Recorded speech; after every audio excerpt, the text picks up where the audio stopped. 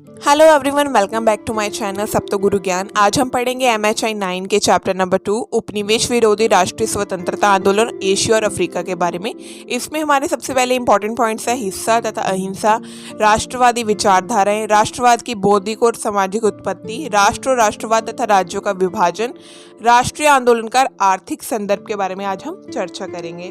चलो स्टार्ट करते हैं। हम सबसे पहले पढ़ेंगे परिचय। 18वीं से 19वीं शताब्दी में इंग्लैंड, फ्रांस, जर्मनी आदि शक्तिशाली देशों ने अपनी राजनीतिक एवं आर्थिक समृद्धि के लिए एशिया और अफ्रीका के पिछड़े देशों में अनेक उपनिवेश स्थापित किए। इसके खिलाफ देशों में कई राष्ट्रीय आंदोलन में आंतरिक और बाहरी कारक शामिल थे। औपनिवेशिक शासन के खिलाफ हिंसा अहिंसात्मक द्वारा स्वतंत्रता संघर्ष किए गए और 1960 के दशक में चीनी सोवियत अलगाव के बाद अंगोलन, सोवियत तथा गिनी बिसाऊ जैसे अफ्रीका में सोवियत संघ के घटक बन गए और 1885 के बर्लिन सम्मेलन के बाद अफ्रीका में स्वतंत्रता सम्मेलन शुरू हुआ और उपनिवेश विरोधी संघर्ष राज्यों के खिलाफ उपनिवेशवादी के राष्ट्रीय आंदोलन को बढ़ावा दिया। इसके बारे में आज हम संक्षेप में अध्ययन करेंगे, पढ़ेंगे। सबसे पहले हमारा पॉइंट आता है हिंसा और अहिंसा। औपनिवेशिक शासन के विरुद्ध हिंसात्मक और अहिंसात्मक दोनों प्रकार के संघर्ष हुए। भारत में भारतीय राष्ट्रीय कांग्रेस के नेतृत्व में अहिंसात्मक आंदोलन चलाया गया था, जबकि पहले फ्रांस और फिर अमेरिका के विरुद्ध वियतनाम में हिंसात्मक आंदोलन हुए थे। सबसे पहले आता है हमारा अहिंसात्मक आंदोलन। कई औपनिवेशिक शक्तियों ने उपनिवेश को अपनी राष्ट्रवादी आकांक्षाओं को खुले तथा संवैधानिक मार्गों से व्यक्त करने का अवसर दिया। जैसे ब्रिटेन ने प्रतिनिधि निकायों की स्थापना की, जिनमें उपनिवेश विरोधी राजनीति को विकसित होने की स्वीकृति दे दी। फ्रांस अपने अनेक उपनिवेशों में ब्रिटेन जैसे तंत्र विकसित नहीं कर सका। उदार और संवैधानिक राजनीति के नेतृत्व में उदार राजनीति के स्थान की अनुपस्थिति ने ही हो ची मी के नेतृत्व में वियतनामी स्वतंत्रता संघर्ष का उदय का मार्ग प्रशस्त हुआ। अहिंसक आंदोलन वहाँ होता है कि जहाँ पे कोई हिंसा का सहारा नहीं लिया जाता, बट वो अपना जो स्वतंत्रता आंदोलन किया जाता है रिक्वेस्ट के तौर पे करते हैं कि रिक्वेस्ट है कि आप हमारे देश से चले जाए। इस तरीके से वो आंदोलन करते हैं। उसके बाद आता है हमारा हिंसक आंदोलन। कई देशों ने राष्ट्रीय आंदोलन ने औपनिवेशिक शासन के विरोध में हिंसा का मार्ग अपनाया। जैसे चीन के शहरी क्षेत्रों में कम्युनिस्ट पार्टी की हार से माओ का 1930 के दशक में गांवों की आधार बनाने के लिए विवश कर दिया और जापानी हमले के विरुद्ध माओ के नेतृत्व में एक शक्तिशाली सशस्त्र किसान संघर्ष का उदय हुआ। चीन में उदारवादी राजनीति नहीं थी, इसीलिए वहां भारत के मुकाबले आंदोलन ने अधिक क्रांतिकारी रुख अपनाया था। हिंसक आंदोलन जहां पे हिंसा का सहारा लेके, जहां पे लड़ाई में युद्ध से सामने वाले को अपनी बात प्रकट की जाती है कि हम आपको यहाँ पे नहीं रखना चाहते, आप हमें हमारे हाल पे छोड़कर हमारे देश से चले जाओ। भारत ने अहिंसात्मक रुख अपनाया था, जबकि चीन जैसे देश ने हिंसक रुख अपनाकर वहाँ के लोग जो उन पर उपनिवेश स्थापित कर रहा था उनको बाहर निकाला था, उनसे आज़ादी पाई थी। इसके बाद आ जाती हैं राष्ट्रवादी विचारधाराएं। इसमें सबसे पहले आते हैं बेनेडिक्ट एंडरसन। इनका मानना यह था कि फ्रांस की 1789 की क्रांति में जो विकसित हुआ था उसमें प्रिंट पूंजीवाद और अभिजात वर्ग के सहयोग से राष्ट्रीय भाषाओं को बढ़ावा मिला, जिनके माध्यम से संपूर्ण विश्व में विचारधाराएं फैल गई थी। उसके बाद दूसरे आते हैं पार्थ चटर्जी। इनका मानना यह था कि भारत में राष्ट्रवादी विचार निजी और आध्यात्मिक रूप से विकसित हुआ और राष्ट्रवाद अधिक भाषा, जातीयता और नागरिकता और राष्ट्रवाद आदि तत्वों के आधार पर बढ़ सकता है। नरोजी हमारे देश के जो भारत के राष्ट्रवादी विचारक के रूप में माने जाते हैं, उनका ये मानना था कि भारतीय राष्ट्रवाद की विचारधारा में ये कहते हैं कि poverty and in British rule in India में उनकी एक बुक है, उसमें उन्होंने लिखा है कि अंग्रेजी हुकूमत की आलोचना पे आधारित थी ये बुक। भारत में नस्ली विरोध का तत्व बहुत कम रहा है, जबकि अल्जीरिया, केनिया, दक्षिण अफ्रीका, ये जो दक्षिण अफ्रीका का जो महाद्वीप है उसके ये देश आते हैं, अल्जीरिया, केनिया, दक्षिण अफ्रीका, ठीक है। वहाँ पे रंग भेद बहुत ज़्यादा पाया गया, नस्लीय विरोध देखने को मिलता है। उसके बारे में उन्होंने लिखा है, ये स्पेशली क्योंकि ये जो चैप्टर है हमारा अफ्रीका और एशिया के ऊपर है, तो इन्होंने अफ्रीका के बारे में भी लिखा है और एशिया के बारे में लिखा है। तो अभी ये अफ्रीका के बारे में बात करें, एशिया के बारे में बाद में बात करेंगे। अफ्रीका के लोगों को गुलाम दास बनाकर दासों का निर्यात भी किया गया और खेती के लिए अच्छी जमीनों पर कब्जा भी किया गया और रहने के लिए बेहतर स्थानों को चुना गया। उपनिवेशवाद की आर्थिक आलोचना का स्थान अक्सर Fanon the wretched of the earth में गोरा शासन और नस्लवाद की आलोचनाएं की गई हैं। मतलब नारोजी ने एशिया में भारत के बारे में, अफ्रीका के जिन देशों में नस्लीय विरोध पाया जा रहा था, रंग भेद, नस्ल भेद देखने को मिल रहा था, उनके बारे में उन्होंने कड़ी आलोचना की है कि किस प्रकार से जो ब्रिटिश लोग थे, गोरे लोग थे, वो जो काले रंग के लोग होते थे या सांवले रंग के लोग होते थे, उनको किस तरीके से दास बनाकर उनका निर्यात किया जाता था, उनके बारे में इन्होंने संक्षेप में अपनी किताब में लिखा है। उसके बाद आते हैं एडवर्ड सैयद। इन्होंने 1978 में प्रकाशित ओरिएंटलिज्म में औपनिवेशिक सत्ता और शोषित लोगों की गैर बराबरी शक्तियों के बारे में बताया था। विलियम जोन्स इनके द्वारा जो प्राचीन भारत के साहित्य और धर्म के प्रशासक थे, तथा मैकेले की शिक्षा नीति जिसमें अंग्रेजी शिक्षा को बढ़ावा दिया तथा भारत के पूर्वीकरण की व्याख्या की है।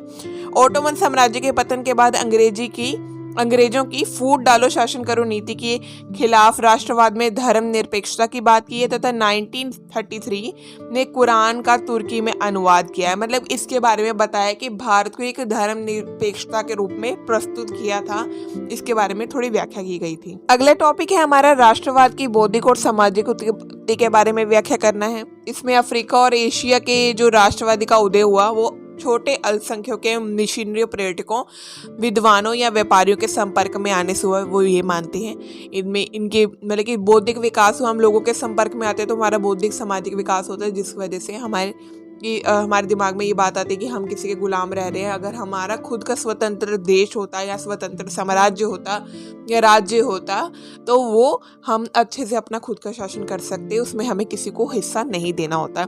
इस तरीके से उनकी विचारधारा बदलने लग गई और राष्ट्रवादी का विकास यूरोपीय लोगों के साथ गहरे संपर्क में आने से हुआ है।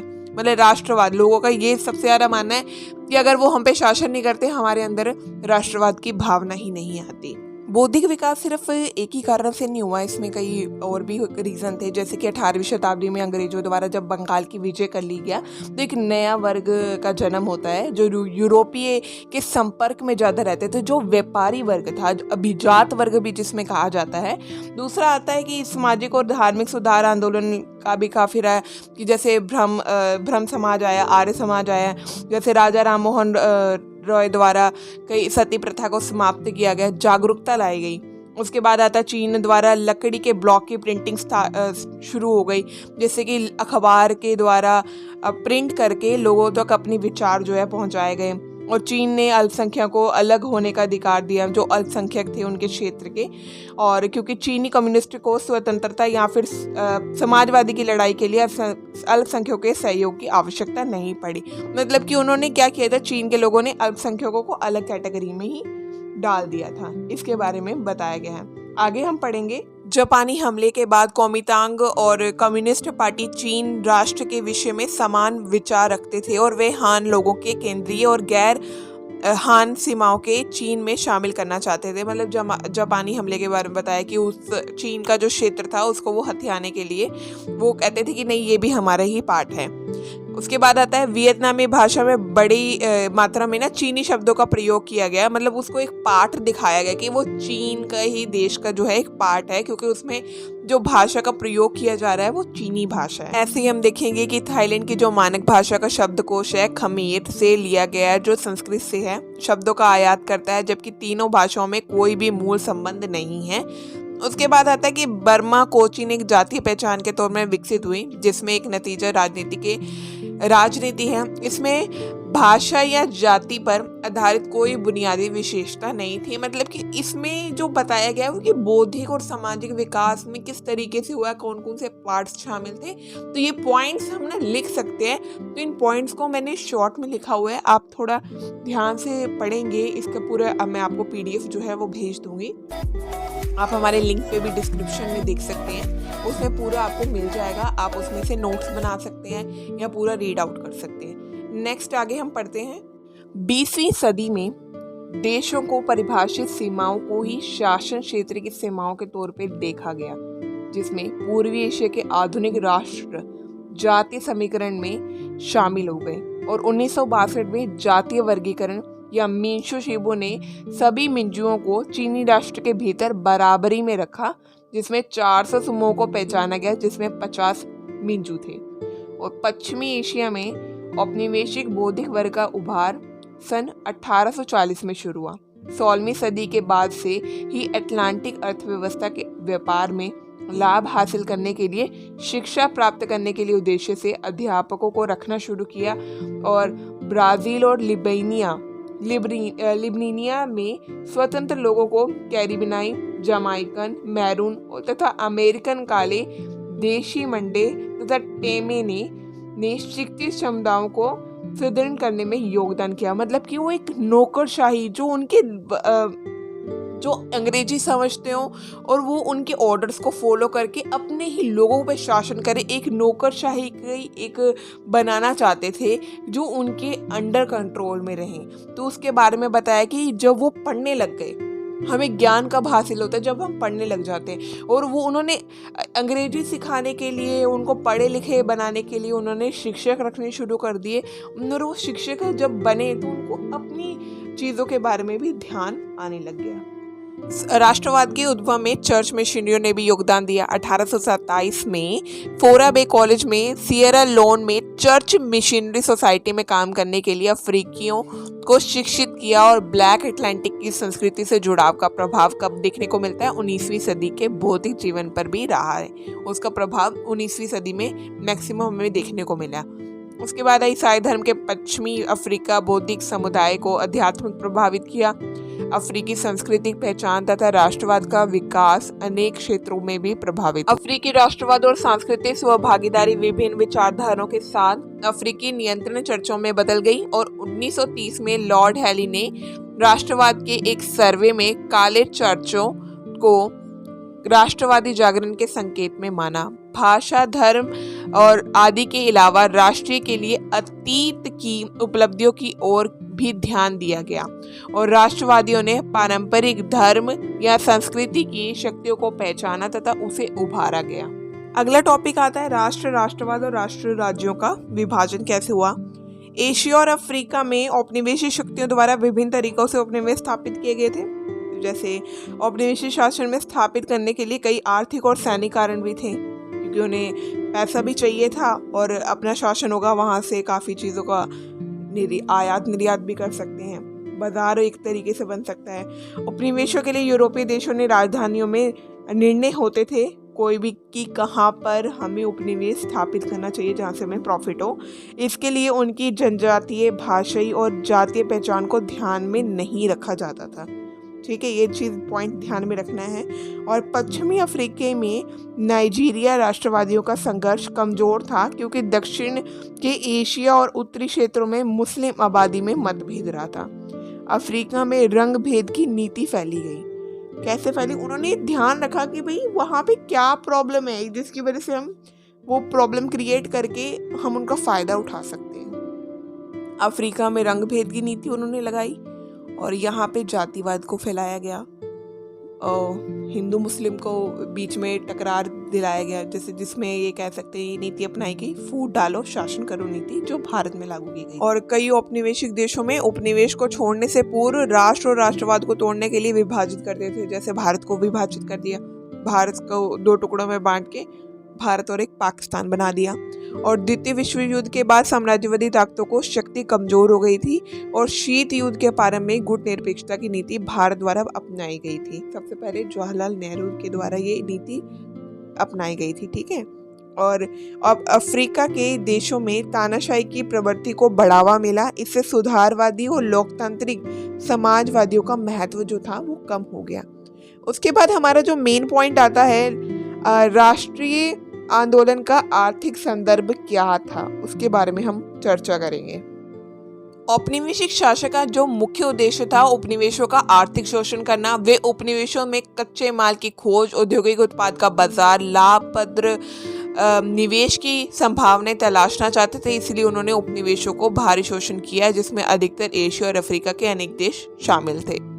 औपनिवेशिक देशों द्वारा एशिया और अफ्रीका में संपत्ति की लूट को बढ़ावा दिया गया। इस लूट के अनुभव और घरेलू उपजाति के कई वर्गों में के औपनिवेशिक शोषण ने कई आंदोलन को पूंजीपति और जमींदारों तथा अभिजात वर्ग के खिलाफ कर दिया, जिसमें राजस्व वसूली की उच्च दरें की गई, जरूरतों से हटकर रेलों का निर्माण किया गया, औपनिवेशिक सत्ताओं को घरेलू अभिजात वर्ग के साथ गठबंधन किया गया, कृषि के बाजार के अनुसार व्यवसायीकरण किया गया और आर्थिक दोहन शुरू हुआ, जिससे कि प्रति व्यक्ति आय कमी हुई और अकाल पड़ी।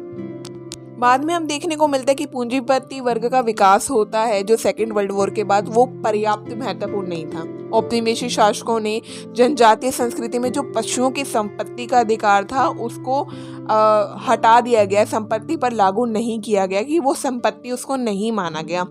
राजनीतिक संस्थाओं के एकीकरण के लिए उसमें संस्कृति बच गई थी, जिसमें एक दो रह गई थी, जम्बानिया की और दक्षिण अफ्रीका के बोफुस्वाता में औपनिवेशिक शक्तियों का दबाव में ख़त्म हो गई थी। मतलब जहाँ पे लोग पशुपालन करते थे वो चीज़ें ख़त्म हो चुकी थी, क्योंकि उनको जंगलों से बाहर निकाल दिया गया था, उन्हें कोई ज़मीन नहीं दी गई थी जिसमें वो अपना पशुपालन कर सके।